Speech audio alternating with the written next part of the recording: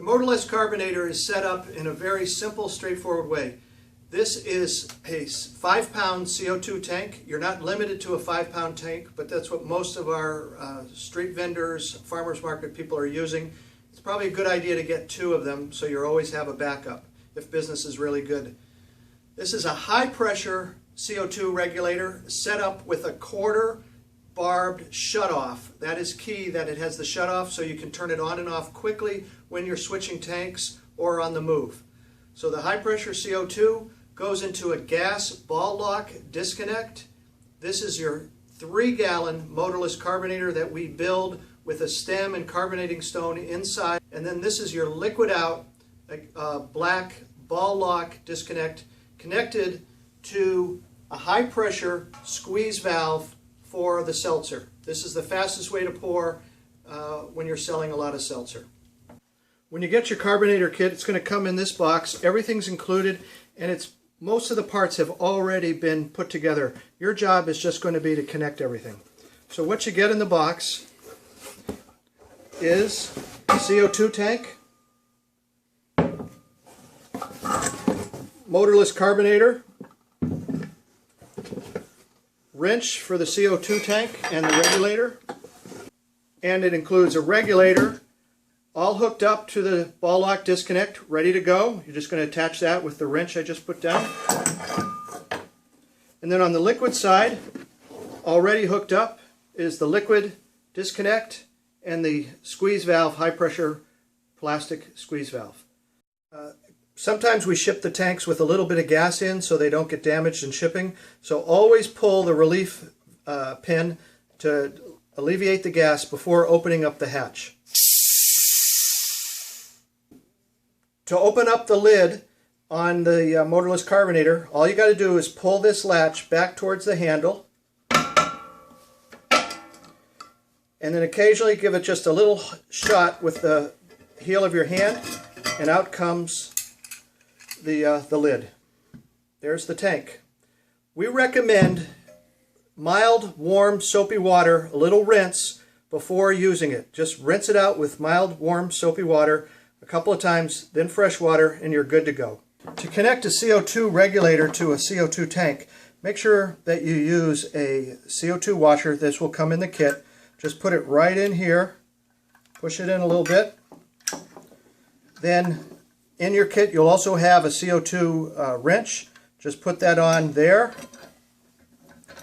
and then thread it up. Use the wrench nice and tight. Now we're going to connect the gas to the gas in post on the motorless carbonator. All you do is pull up like that. Now we're going to connect the handheld dispenser to the output of the motorless carbonator. Same idea, pull it up forward, push it down till it clicks, and now you're connected. Now I'm going to show you how to fill it up, gas it, and pour a nice glass of ice cold seltzer. You always, especially you farmer market salespeople, want to put these in a tub of ice. The colder the seltzer, the better. The colder the water you start with, the better. If you're using apple juice or any other kind of beverage, experiment before the market and try it the way you want. You may want to mix a little water in, but there's a bunch of videos that we've been showing you on how to mix certain drinks. So first thing, now we're going to fill it up with cold water. As you always want to vent the tank before you fill it. Then just pull the latch, give it a little hit with the heel of your hand. We got some cold water here. Our tank is now full.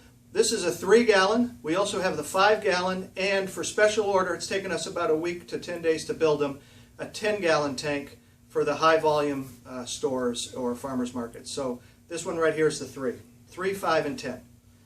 So now it's full with cold, ice cold water. Now we put the lid on, everything's on tight. Now we're going to go to the gas and apply the pressure. The pressure should be about 60 to 80 psi, depending on how carbonated you like it. Most of our clients are pouring at about 80 psi. Turn the gas on. Here, the valve is on, and the shutoff Beautiful seltzer being made right now. How long did that take? 10, 15, 20 seconds. You now have carbonated seltzer ready to pour. Just pull the trigger.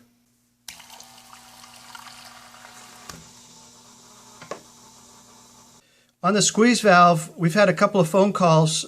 Sometimes the high pressure dispenser, people are calling saying it doesn't work, nothing comes out. The reason that's the case is this is a set screw that will adjust the flow that comes out of here. So if for some reason we've shipped it to you and we forgot to open it up for you, just take a regular flathead screwdriver and give it a couple of turns, and now it's ready to go. So this is an adjustment screw for the flow. You can set this at the desired flow that you like. On your CO2 regulator, this gauge at 12 o'clock is what you are pushing out the gas at. This gauge at 9 o'clock is reading how much gas is in the tank. So to turn a tank on, you just turn this. You saw the gauges go up. This shows that the tank is full.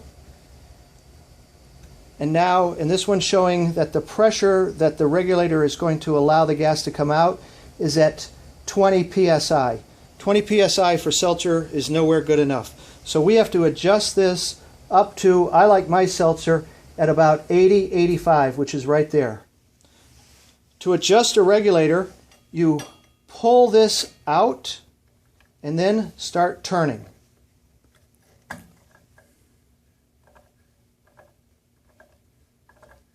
As the pressure increases, just take a look.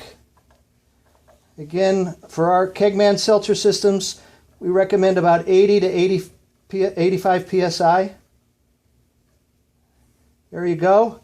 And then the beauty of these regulators is you just push it in and it's locked. We're glad you're watching kegman.net.